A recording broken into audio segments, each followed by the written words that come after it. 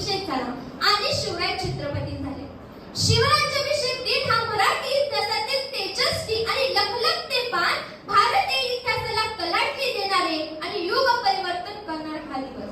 खरं तर स्वराज्य स्वतंत्र राज्य घोषित होणं गरजेचं होतं आणि त्यासाठी स्वराज्याचं अधिष्ठान उभं राहणं गरजेचं होतं. न्यायासना पाठीमागे सिंहासन आणि सिंहासना पाठीमागे धर्मासन उभं असणं गरजेचं होतं आणि यासाठी शिवाजी महाराजांनी राज्याभिषेकाची घोषणा केली. आणि या राज्याभिषेकासाठी गड निवडला दुर्गेश्वर रायगड. मोठा, सुलक्षण आणि कैलासा इतका पवित्र आणि बुलंद. या वार्तेने रायगड तर ओला चिंब झाला, अगदी नाहून निघाला. शतकानुशतकाचा पारतंत्र्याचा अंधारात हटणार होता. रायगडाच्या माथ्यावर स्वातंत्र्याचा सूर्य प्रकटणार होता. रायगड बारांहोर 18 कारखाने सज्ज झाले आणि भव्य शामियाने देखील उभारले जाऊ लागले आणि रामजी दत्त सुवर्ण सिंहासन घडू लागले आणि या सिंहासनासाठी 1,42,00,000 होन खर्च झाला. आणि त्यावेळी शिवाजी महाराज तुळजाभवानीचे दर्शन घेण्यासाठी प्रतापगडावर पोहोचले. महाराजांनी महाराष्ट्र धर्मरक्षणाची शपथ घेतली आणि भवानी मातेचे आशीर्वाद घेऊन राजा रायगडावर पोहोचले. देशोदेशीचे निमंत्रण प्रतिनिधी रायगडावर उपस्थित झाले होते.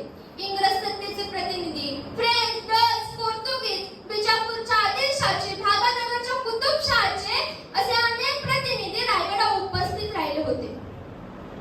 आणि त्यावेळी स्वराज्याचे सरदार हे तर केव्हापासूनच उपस्थित राहिले होते. हंबीरराव भोईते, यशाजी कंक, हिरोजी इंदलकर, मदारी मेहतर हे तर केव्हापासूनच उपस्थित झाले होते. महाराज राज्यसभेकडे निघाले. त्या राज्यसभेच्या दरबारात एक उंच सुबक चौथरा उभा केला होता आणि त्या प्रवेशद्वारावर 2 हत्ती आणि 2 पांढरे शुभ्र अश्व उभे केले होते. राजा आस्ते कदम पुढे झाले आणि त्या राज्यसभेच्या मध्यावर एक उंच सुबक चौथरा उभा केला होता आणि त्याच्यावर होते अष्टस्तंभी मेघडंबरी आणि तेथेच होते रत्नजडित 32 मणी सुवर्ण सिंहासन. हेच ते मराठी अस्मिता बनणारे, मराठी स्वाभिमान बनणारे. आणि या सिंहासनाचं काम चालू असताना महाराज मासाहेबांना म्हणतात, मासाहेब, सिंहासन इतका मोठा बनवा की या सिंहासनावर सगळ्या मावळ्यांना बसता आले पाहिजे. एक शिवाजी छत्रपती नाही होणार मासाहेब, या मातीतला प्रत्येक जण छत्रपती होणार आणि हे सिंहासन या मातीत उगवलेल्या प्रत्येकाचा प्रतिनिधी म्हणून काम करणार. राजा आस्ते कदम पुढे झाले. चौथऱ्याच्या पायऱ्या चढते झाले. मंत्रघोष सुरू झाला.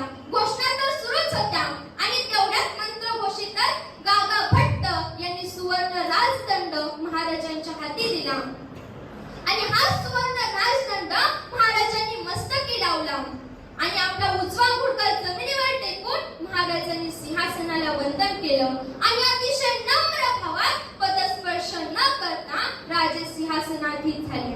मंत्रघोष थांबला आणि गागा भट्ट यांची घोषणा दुमदुमली. क्षत्रिय कुलावत हंस सिंहासनाधीश्वर श्रीमंत श्री छत्रपती शिवाजी महाराज की जय. आणि हजारो मुखातून विजयध्वनी उमटले. वाद्यांचा कडकडाट सुरू झाला.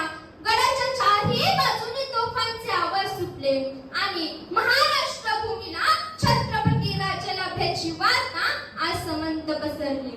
राजे छत्रपती झाले, राजे सिंहासनाधीन झाले, रयतेचे राज्य स्थापन झाले आणि महाराष्ट्र धन्य धन्य झाले.